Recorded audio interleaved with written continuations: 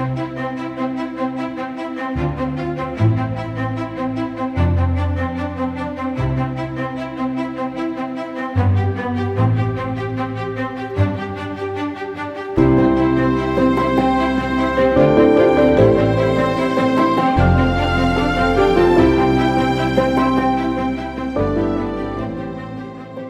and welcome to the very first episode of Behind the Barley, a new web series from Prairie Malt that we've developed to provide you, our viewers, with insights and information from our team of experts on all things barley, malt, and craft brewing.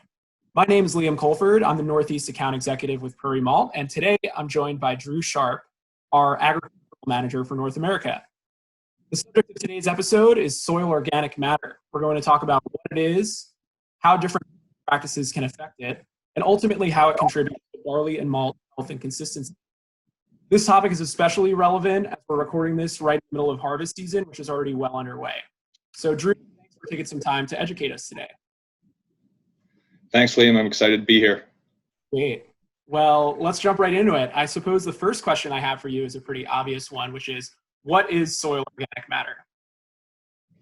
Okay, so it's a very good question. Soil organic matter it's basically the carbon component of soils that are tied up in organic matter. So me, you, this bamboo plant right here, all of us are made of carbon. We are all life forms are made of carbon. So when we talk about soil organic matter, we're talking about a portion of the soil that's tied up in organic carbon.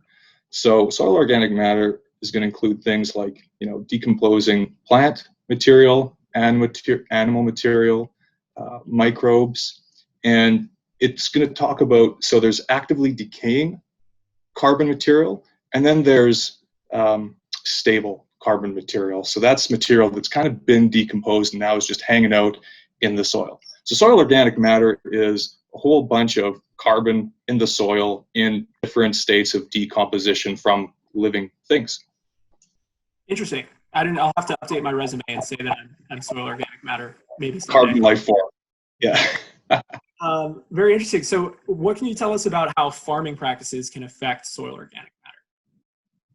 Yeah, so the agricultural practices that farmers use will greatly impact organic matter. This can be through things like, the crops they choose to grow, the rotation of the crops that they're growing, whether or not they use perennial crops, but also physical practices they might use. So things like tillage, tilling or not tilling a parcel of land will have a huge impact on the amount of organic matter on that land. And that's just because the more tilling you might do, the less organic matter you'll have, because when you till the soil, you really are speeding up that carbon, like a carbon cycle. So when you till, you are getting rid of the organic matter in the soil more quickly than if you don't till, generally speaking. Interesting. So is that just generally how no-till farming can affect soil organic matter by preserving it, I suppose, in the soil? Yeah, that's 100% correct. To talk a little bit about no-till farming versus tillage farming, in no-till, after a farmer harvests his crop, he's going to leave stubble on the field, and then the following spring, instead of tilling up that field to incorporate the stem material that would have been left on the field, they're just going to plant right into it. And in doing so, when a farmer uses no-till, they really keep more organic matter in the soil, because they're not in no-till systems. The carbon cycle is slowed down, so the decomposition process is slowed, and we actually get more stable organic matter being incorporated into the soil over time. And this can take decades and centuries. So no-till farming is a great agricultural practices to actually increase organic matter.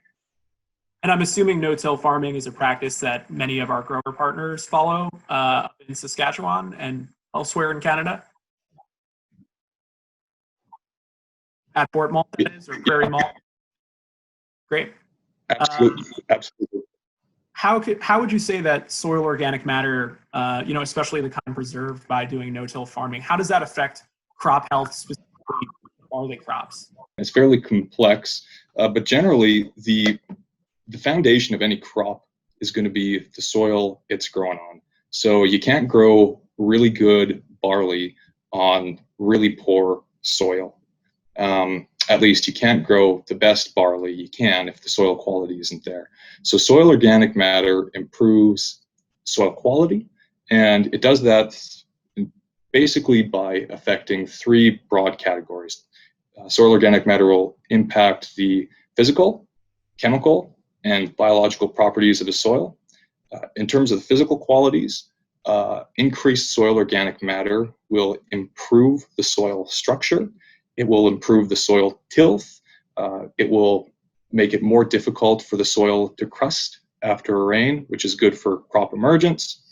And it will also improve the water holding potential of the soil. Soil organic matter, you can think of it almost as like a sponge in the soil.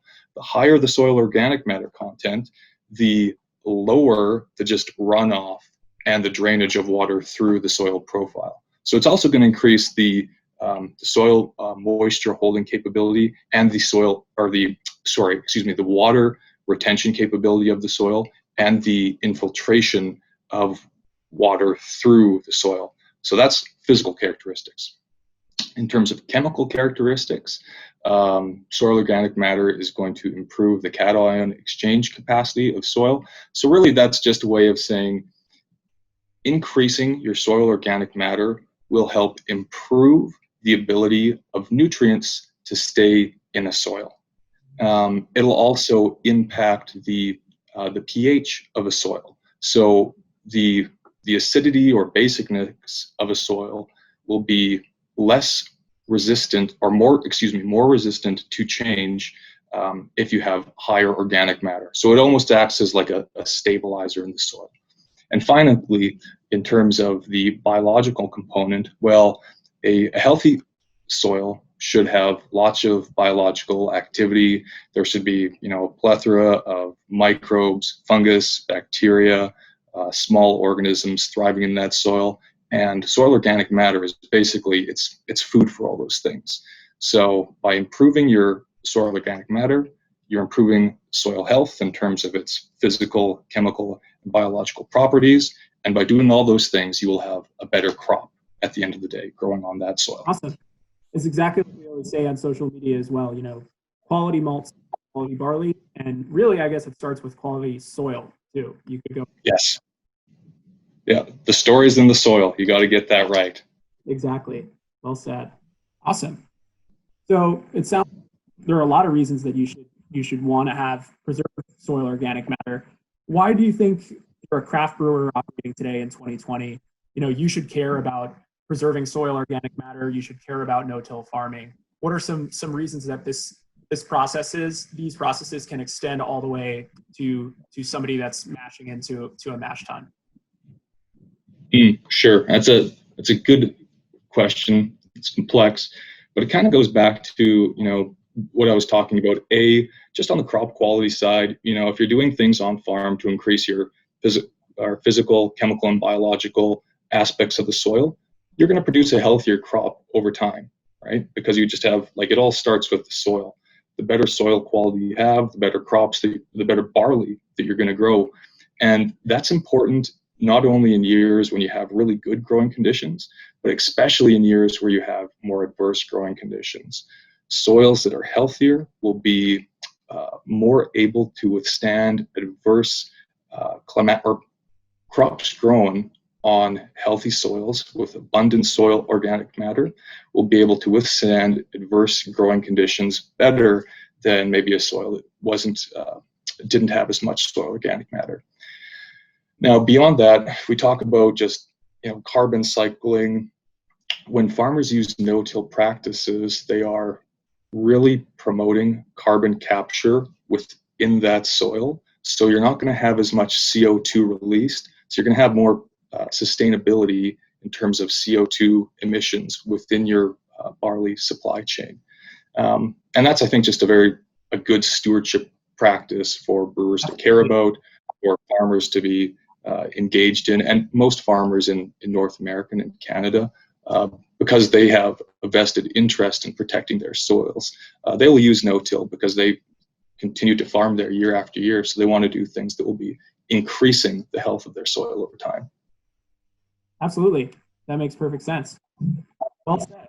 Well, thanks very much for your time today, Drew, and thank you to our viewers for watching. We look forward to seeing you next time on Behind the Barley.